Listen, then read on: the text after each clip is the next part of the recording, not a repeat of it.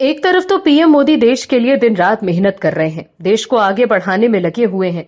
PM Modi ये कोशिश कर रहे हैं कि कैसे भारत का डंका दुनिया में बजता रहे।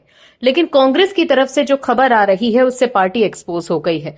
देश के सामने कांग्रेस की असलियत बाहर आ गई है कि कैसे कांग्रेस के नेताओं को सिर्फ राजनीतिक रोटियां सेकने से मतलब है।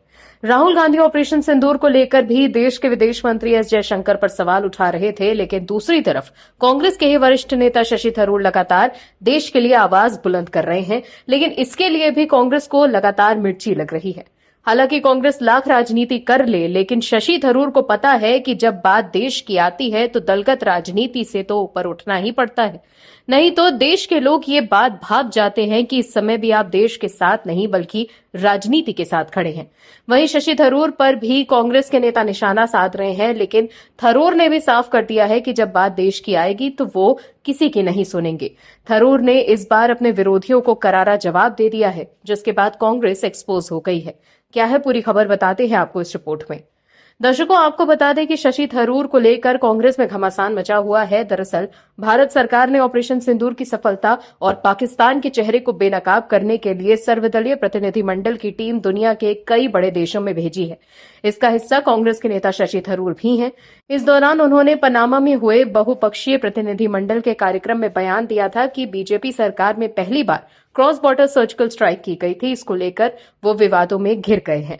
इस वजह से कांग्रेस हाईकमान खासा नाराज हो गया था। कांग्रेस के नेता शशि थरूर पर निशाना साधने लगे थे, लेकिन अब इस मुद्दे पर थरूर ने पलटवार किया है। थरूर ने एक्स पर पोस्ट करते हुए लिखा कि मेरे पास आलोचकों के लिए समय नहीं है। मैंने स्पष्ट रूप से सिर्फ आतंकवादी हमलों के जवाब में की गई कार्यवाहियों की बात की थी, न कि युद्धों या हमारे सैन्य इतिहास की। मेरी टिप्पणी में हाल ही के वर्षों में हुए कई हमलों का जिक्र था। इस दौरान भारत की प्रतिक्रिया संयमित रही है। शशि थरूर ने आगे लिखा कि पनामा में एक लंबे और सफल दिन के बाद मुझे आधी रात को यहां से निकलकर 6 घंटे बाद बोगोटा कोलंबिया के लिए निकलना है। इसीलिए मेरे पास वास्तव में इसके लिए समय नहीं है। मेरी तरफ से उन कट्टरपंथियों के लिए संदेश है जो नियंत्रण रेखा के पार भारतीय वीरता के बारे में मेरे कथित बात को लेकर भड़के हुए हैं। मेरा बयान अतीत के युद्धों पर नहीं था, बल्कि हाल ही के वर्षों में हुई घटनाओं पर केंद्रित था। हालांकि हमेशा की तरह आलोचकों और ट्रोल्स को मेरे विचारों और शब्दों को तोड़ मोड़ के पेश करने का स्वागत है। जैसा हो वो उचित समझें। मेरे पास वास्तव में करने के लिए काफी बेहतर काम है। Good night. दर्शकों, पनामा में एक कार्यक्रम के दौरान शशि थरूर ने 2016 की सर्जिकल स्ट्राइक और 2019 के बालाकोट एयर स्ट्राइक को लेकर ऐसा बयान दिया था, जिससे न केवल बीजेपी समर्थक खुश थे, बल्कि कांग्रेस के भीतर मतभेद भी उजागर हो गए। शशि थरूर के बयान को लेकर पार्टी के ही वरिष्ठ नेता उदित राज ने उन पर तीखा हमला करते हुए उन्हें बीजेपी का सुपर प्रवक्ता बताया। उदित राज ने अपनी तीखी प्रतिक्रिया में कहा था कि कांग्रेस सांसद शशि थरूर बीजेपी के सुपर प्रवक्ता हैं। जो बातें बीजेपी नेता नहीं कहते वो थरूर कह देते हैं। क्या उन्हें पता भी है कि पहले की सरकारें क्या करती थीं?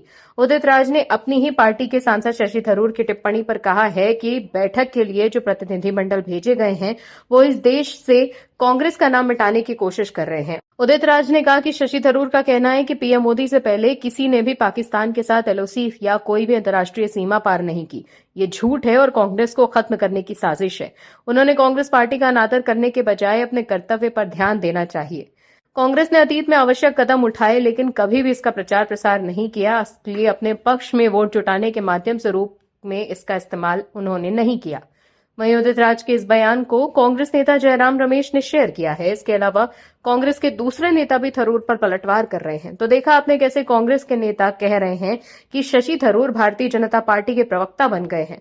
थरूर के बयान से कांग्रेस को मिर्ची लग रही है, लेकिन फिर भी थरूर पीछे नहीं हट रहे। Bureau report, OMH news. आप दर्शकों से विनम्र निवेदन है कि चैनल को सब्सक्राइब जरूर करें